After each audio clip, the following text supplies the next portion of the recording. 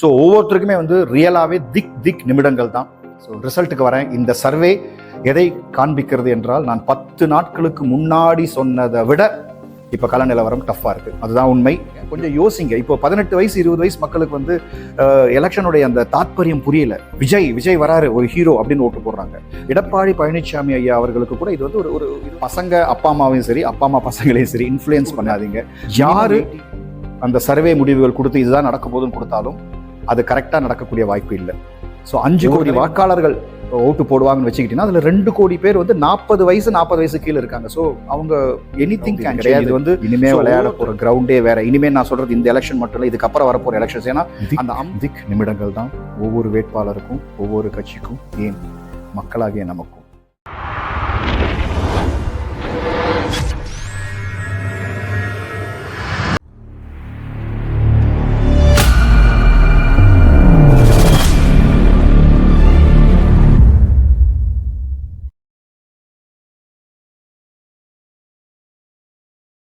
வணக்கம். MRM creatives Mounaraga Murali channel நேயர்களுக்கு வணக்கம்.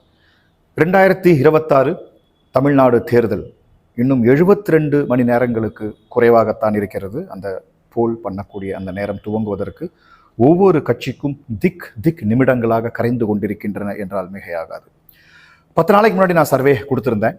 அதாவது ஒரு 35% டிஎம்கேக்கு வாய்ப்பு, 37.65% வந்து ஏடிஎம்கே கூட்டணி, 22% வந்து விஜய், அதுக்கப்புறம் ஒரு 5% மற்ற கட்சிகள்னு கொடுத்துருந்தேன். பட் 10 நாளுக்குள்ளே எது வேணால் மாறலாம் அப்படின்னு சொல்லியிருந்தேன். இது வந்து 80% ஓட்டுப்பதிவு ஆனால் அப்படின்னு கொடுத்துருந்தேன். இப்போ 10 நாள் ஆயிடுச்சு. இப்போ ஆல்மோஸ்ட் ஃபைனல் சர்வேவாக எங்களுடைய அனலைசிஸ் உங்களுக்கு கொடுக்குறேன்.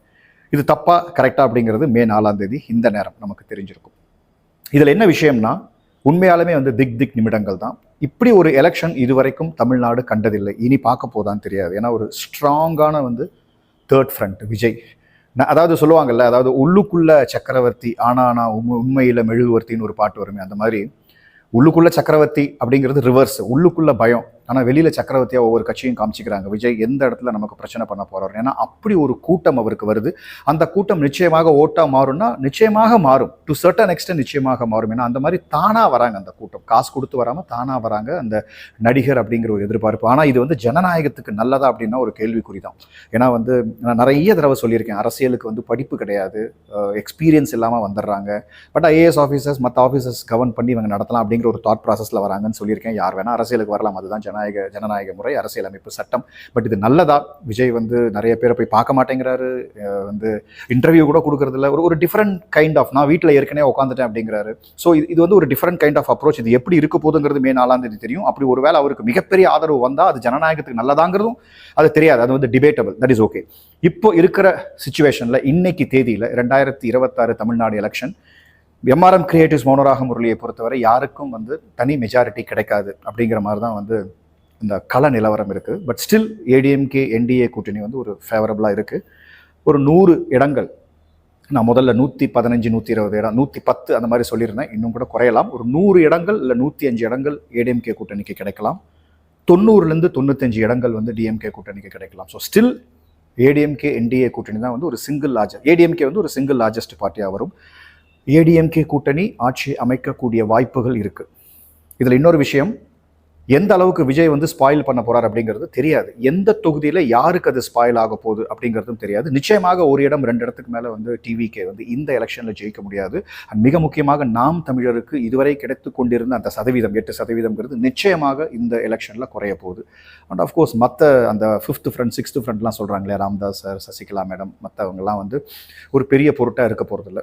ஸோ இதில் ஸ்டில் என்ன ஒரு பயம்னா, தொங்கு மந்திரி சபை தான் அமைய போகுது அப்படிங்கிறது. ஸோ யார் எப்படி காயின் நகர்த்த போகிறாங்க அப்படிங்கிறது தெரியல. பட் ஆனால் ஒரு வேண்டுகோள் நான் மக்களுக்கு விடுக்கிறேன். ஒரு வேண்டுகோள் என்னன்னா, ஓட்டு போடாமல் இருக்காதீங்க தயவுசெய்து.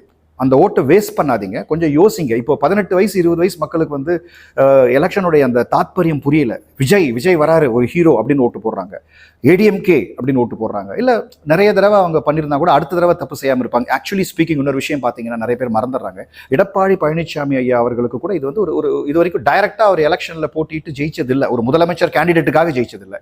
அவர் வந்து 4.5 வருடம் ஆண்டது வந்து ஜெயலலிதா அம்மா ஜெயிச்சது அவர் 4.5 வருடம் ஆண்டார். போன தடவை வந்து 2021 தோத்துட்டார். ப்ராபபிளி அவர் வின் பண்ணார்னா அவரை வந்து ஒரு டாப் பர்சனாக வச்சு அவரை முதலமைச்சர் கேண்டிடேட்டாக வச்சு ஜெயிக்கக்கூடிய முதல் எலெக்ஷன் தான். ஸோ அவருக்குமே இது வந்து ஒரு டூ ஆர் டை தான். ஸ்டாலின் சாருக்கு அப்படி தான். ஒவ்வொருத்தருக்குமே வந்து ஒரு மிக மிக முக்கியமான ஒரு அரசியல் இது, முக்கியமான ஒரு எலெக்ஷன் இது. அப்படிதான் தமிழ்நாடு மக்களுக்கும். ஸோ ஓட்டு கண்டிப்பாக போடுங்க, போடாமல் இருக்காதீங்க. அதே மாதிரி வந்து இன்ஃப்ளூயன்ஸ் பண்ணாதீங்க. பசங்க அப்பா அம்மாவையும் சரி, அப்பா அம்மா பசங்களையும் சரி இன்ஃப்ளூயன்ஸ் பண்ணாதீங்க.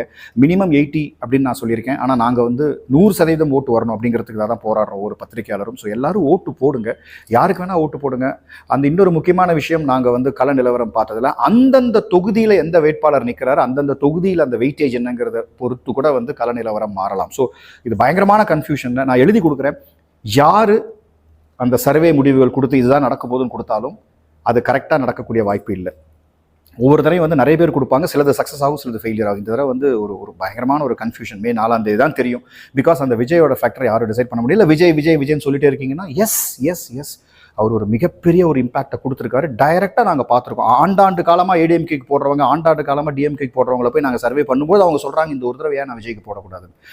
ஸோ அந்த மாதிரி இருக்கும்போது அந்த யங்ஸ்டர்ஸுக்கு வந்து விஷயம் புரியாதுன்னு நம்ம சொல்கிறோம். ஆனால் நிறைய பேர் விஷயம் புரிஞ்சு இருக்காங்க. 2024 எலெக்ஷனில் ஃபஸ்ட்டு ஓட்டு போட்டவங்க 18 வயசு, இப்போ அவங்களுக்கு 20 வயசு ஆயிருக்கும். ஸ்டில் அவங்க யங் தான். பட் ஆனாலும் அவங்க 2வது எலெக்ஷனில் ஓட்டு போடுறாங்க. அவங்களுக்கு விஷயம் புரியும். முதல் எலெக்ஷனில் ஓட்டு போடுறவங்க இப்போ இருக்காங்க. ஸோ 40 வயசுக்குள்ளே ஓட்டு போடுறவங்களே 41%. ஸோ 5.67 ஆஃப்டர் SIR 5.67 crores ஓட்டு போட போகிறாங்க. அதில் ஒரு 80-85% ஆல்மோஸ்ட் ஈக்குவல் டு 4.75 5 crores போடுறதுல 5 crores 40% 2 கோடி. ஸோ 5 கோடி வாக்காளர்கள் ஓட்டு போடுவாங்கன்னு வச்சுக்கிட்டீங்கன்னா அதில் 2 கோடி பேர் வந்து 40 வயசு கீழே இருக்காங்க. ஸோ அவங்க எனிதிங் கேன் சேஞ்ச். இது வந்து ஸோ ஒவ்வொருத்தருக்குமே வந்து ரியலாகவே திக் நிமிடங்கள் தான். அவங்கவுங்க வந்து கடவுளை பிரார்த்திக்கலாம், நான் விரும்புகிற கட்சி வரணும், நான் விரும்புகிற வேட்பாளர் வரணும் அப்படின்னு பிரார்த்திக்கலாம். ஆனால் நடக்க போகிறது வந்து ஒரு மிக மிக மிக ஒரு மேஜிக்கலான தேர்தல்.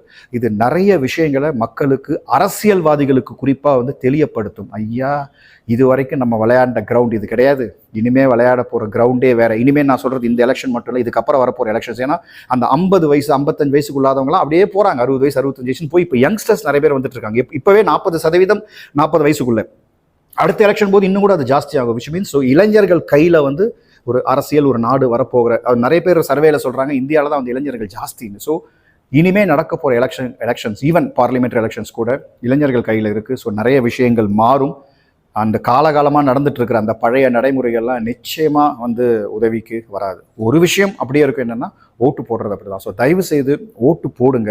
யாரையும் ஓட்டு போடாமல் இருக்கிறதுக்கு நீங்கள் அலோவ் பண்ணாதீங்க. அப்படி யாரும் ஓட்டு போடலன்னு தெரிஞ்சால் நீங்கள் கூட்டிகிட்டு போய் ஓட்டு போட வைங்க. உங்களுக்கு பிடிச்ச கட்சிக்கு போடுங்க, உங்களுக்கு பிடிச்ச வேட்பாளருக்கு போடுங்க. ஆனால் ஸோ ரிசல்ட்டுக்கு வரேன். இந்த சர்வே எதை காண்பிக்கிறது என்றால், நான் 10 நாட்களுக்கு முன்னாடி சொன்னதை விட இப்போ கள நிலவரம் டஃப்பாக இருக்குது. அதுதான் உண்மை.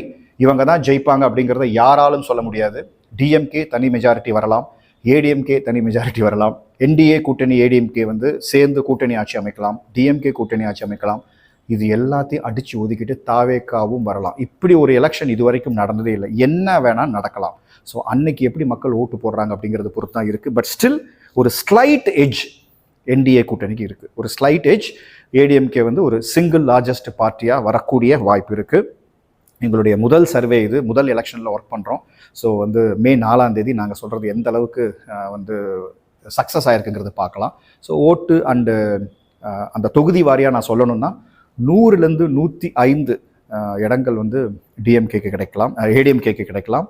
90லேருந்து 95 இடங்கள் வந்து டிஎம்கே கிடைக்கலாம். மீதி அந்த 30-35 இடங்கள் இழுபறி.